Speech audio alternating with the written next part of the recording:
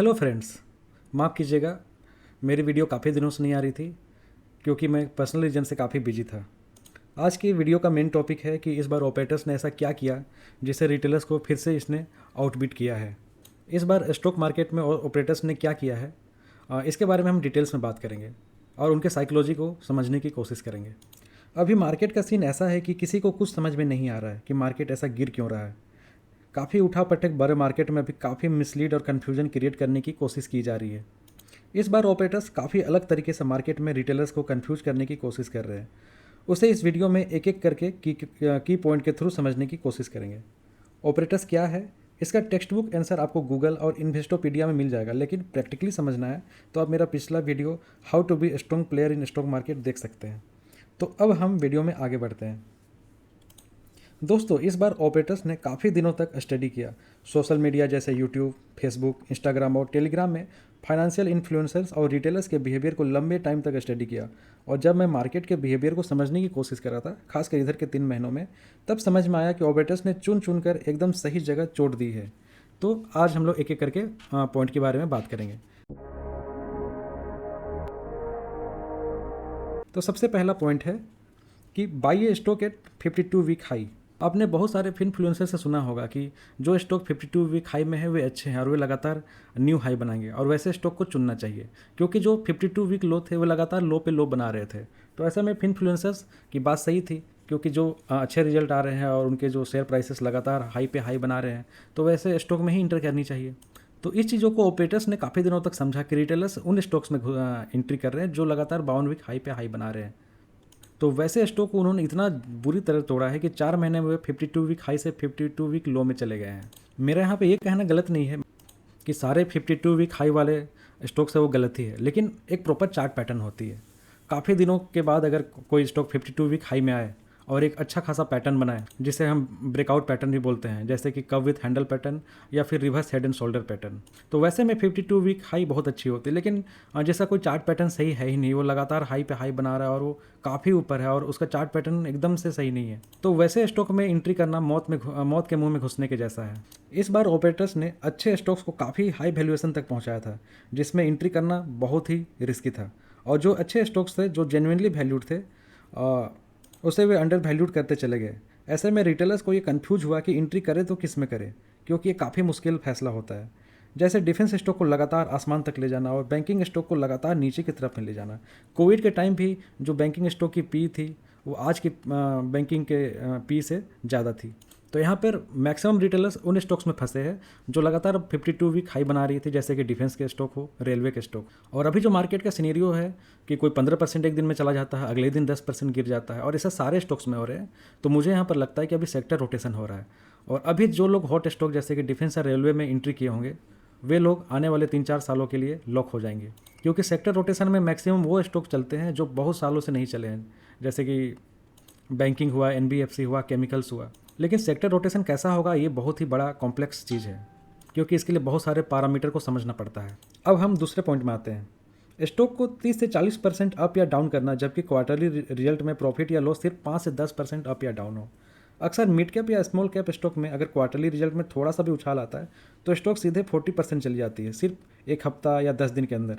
और ऐसे में वो स्टॉक रिटेलर्स के रडार में आ जाती है, और वो अब स्टॉक नेगेटिव रिटर्न देने के लिए तैयार है और रिटेलर्स को ट्रैप करने के लिए तैयार है। वही थोड़ी सी खराब रिजल्ट होने से स्टॉक को इतनी बुरी तरह से पीटा जाता है कि उसमें बाइंग जोन बन जाती है, लेकिन वैसे स्टॉक्स में लोगों को बाई करने की हिम्मत नहीं होती है।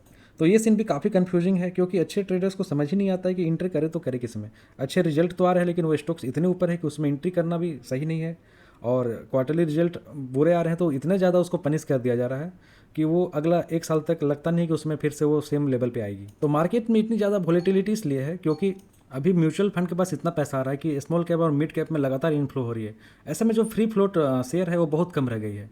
तो ऐसे में अगर किसी ने बहुत ही कम क्वांटिटी उठाई, अगर वो 0.5% भी उस स्टॉक में उठाता है, तो उस स्टॉक में रैली 15-20% आ जाती है, और वो अगर 0.5% डंप भी करता है तो 15 से 20% डाउन हो जाती है। तो इतनी वोलेटिलिटी की वजह यह है कि अभी फ्री फ्लोट जो शेयर है वो बहुत कम है। तो ऐसे में ट्रैप का चांसेस बहुत ज़्यादा है, क्योंकि अगर एक महीने में 30 से 40% करेक्ट किया, तब उसे अपने रिटर्न को जीरो लाने के लिए उसे नेक्स्ट 50% रिटर्न चाहिए। और 50% ऐसा तो नहीं है कि आपको तुरंत मिलेगी, हो सकता है कि आपको 1 साल लगे, 2 साल लगे। तो इसमें ऑपरेटर्स ने काफ़ी स्मार्टली रिटेलर्स को आउटबीट किया है। अब हम तीसरे पॉइंट में आते हैं। लोगों को ये बात समझ में आने लगी थी 3-4 महीना पहले कि जो भी न्यूज़ आती है ऑपरेटर्स ठीक उसका उल्टा काम करते हैं। लेकिन इस बार ऑपरेटर्स ने चालाकी दिखाई, उसने गूगली खेली।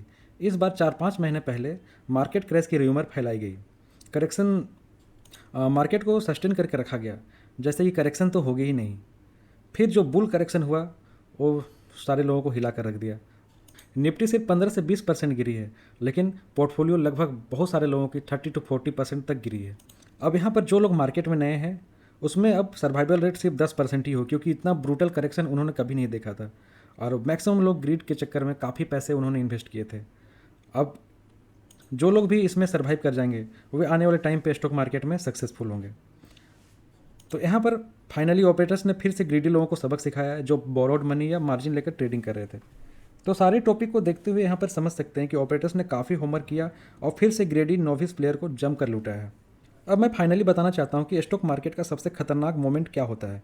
जब मार्केट में यूफोरिया आती है वो सबसे खतरनाक मोमेंट होता है। यूफोरिया बेसिकली दो तरह की होती है, एक है बुल यूफोरिया और दूसरा है बियर यूफोरिया।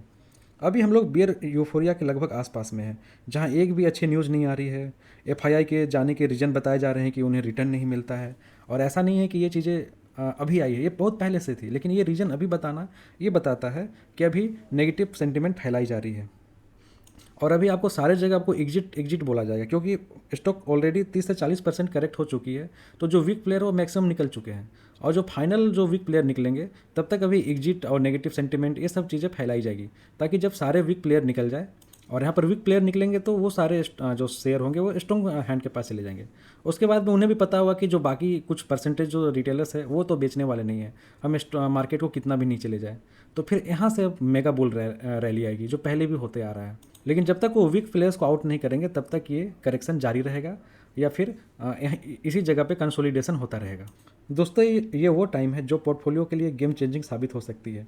अभी का बनाया हुआ पोर्टफोलियो 3-4 सालों में मल्टीबैगन रिटर्न देगी, लेकिन बहुत कम लोगों के पास ये हिम्मत होती है। दोस्तों खुद को हमेशा डिसिप्लिन में रखें, स्टॉक मार्केट को बिजनेस की तरह देखें, और सबसे बड़ी बात अपने बिजनेस को रिस्पेक्ट करें, इसका मीम्स ना बनाएं। अभी स्टॉक मार्केट क्रैश कर रही है, डाउन हो रही है, तो अभी बहुत सारे मीम्स चल रहे हैं और लोग इसे बहुत ज़्यादा इसका मजाक उड़ा रहे हैं। मैंने स्टॉक मार्केट में जितने भी सक्सेसफुल लोगों को देखा है उन्होंने कभी भी स्टॉक मार्केट का मजाक नहीं उड़ाया है, जबकि वो मार्केट बुल रन में हो या फिर बियर हो। अपने बिजनेस की हमेशा रिस्पेक्ट करनी चाहिए, हमें मीम्स बनानी नहीं चाहिए, ना ही मीम्स शेयर करनी चाहिए। Thank you.